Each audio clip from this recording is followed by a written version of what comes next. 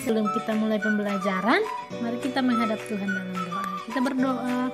Terima kasih Bapa di surga untuk penyertaan-Mu dalam kehidupan kami.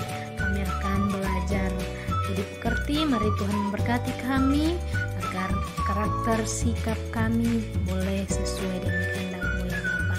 Dalam nama Tuhan Yesus kami berdoa kepada Bapa di surga. Amin. Anak-anak, silakan membuka buku di pembelajaran kita yang kedua tentang rukun dengan tetangga. Nah, di situ anak-anak ada cerita tentang pengalaman hidupnya dengan tetangganya.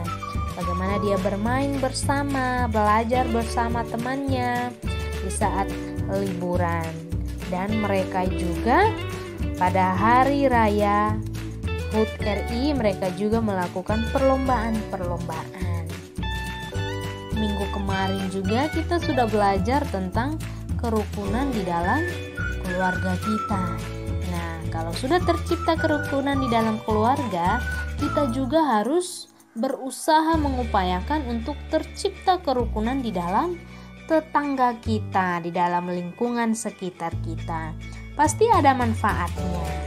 Manfaatnya anak-anak yaitu yang pertama, tidak akan terjadi pertengkaran dan perselisihan. Yang kedua, pasti akan menciptakan rasa persatuan dan kesatuan di dalam lingkungan kita.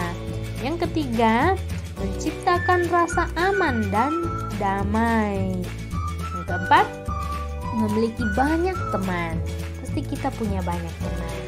Kalau kita nakal, kalau kita tidak mau melakukan hal yang baik dengan teman kita, pasti kita dijauhi oleh teman-teman kita.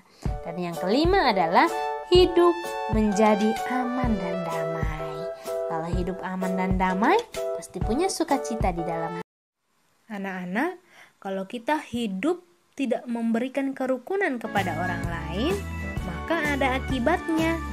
Pasti kita akan merasa takut.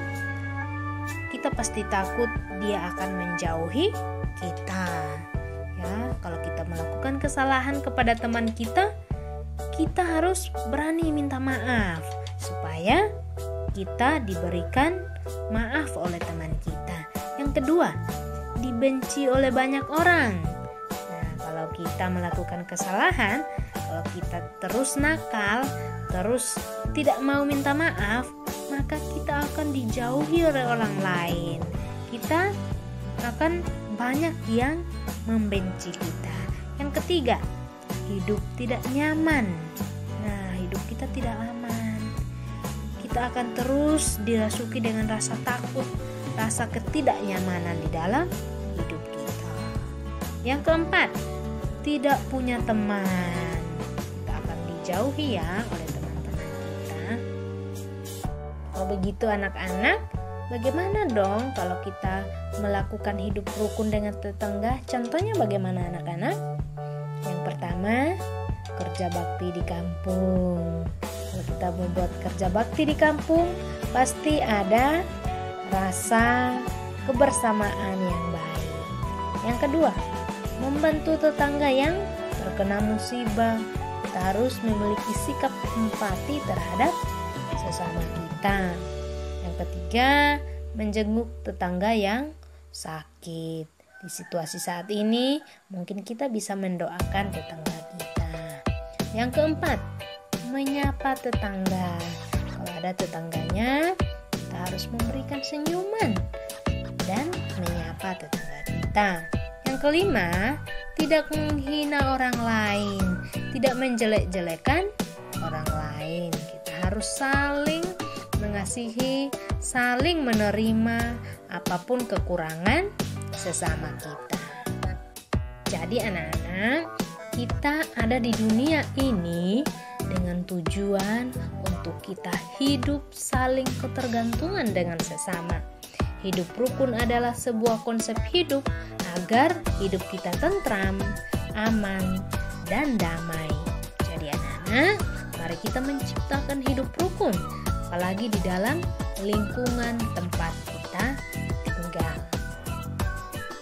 Tugas anak-anak adalah sebutkan 5 contoh pengalaman hidup rukun anak-anak dengan tetanggamu. Apa yang pernah anak-anak lakukan dengan tetangga? Hidup kerukunan apa saja yang pernah anak-anak lakukan dengan tetanggamu?